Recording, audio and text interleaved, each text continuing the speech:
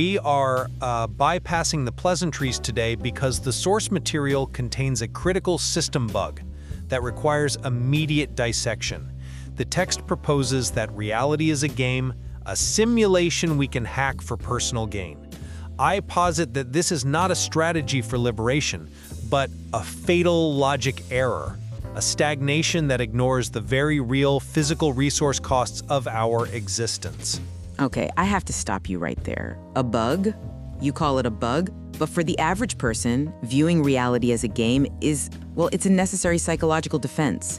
When you look at the systems described in the text, the 98% losers versus the 2% winners, this game theory is the only shield people have. It prevents a total mental collapse. It is not a shield, it is a blindfold.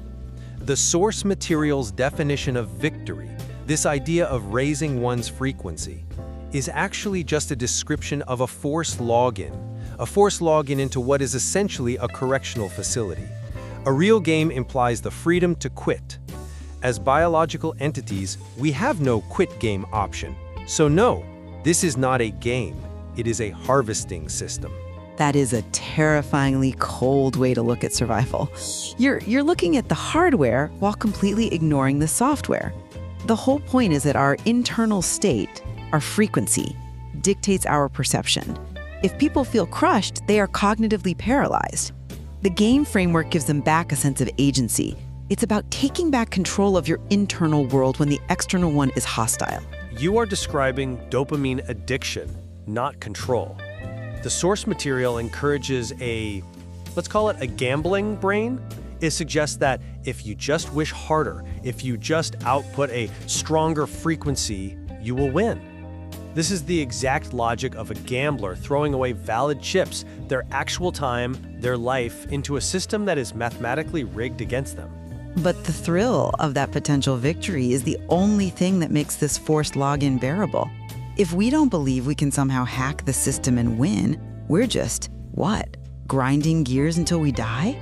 That rush, that feeling that I can change this, is a functional fuel source. That rush is a biochemical bribe. It is a drug administered by the system to keep players docile. As long as you are chasing the thrill of victory, you are actively ignoring the fact that the server, the physical reality, the planet itself is degrading. You are celebrating a high score while the console is catching on fire. You're treating human emotion like it's some kind of glitch. The text says the universe wants us to feel joy. The text is a manual for manufacturing invalid players. It instructs users to optimize themselves for software consumption, emotions, vibes, frequencies, while completely neglecting hardware maintenance. It creates addicts. It's an instruction manual for becoming a processor that burns energy but produces nothing of tangible value.